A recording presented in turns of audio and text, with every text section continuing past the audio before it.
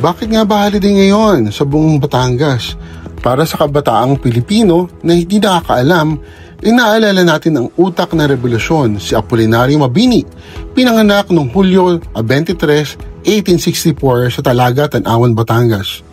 Isang Pilipinong teorista, tagapagsalita ng himagsikang Pilipino at nagsulat ng konstitusyon para sa maikling panahon ng Republika ng Pilipinas 1898-99.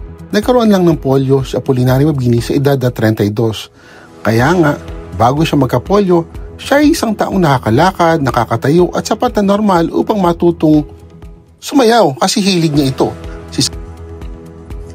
Ang totoo, nagka-polio si Mabini noong 1896 na naging dahilan ng kanyang paralysis.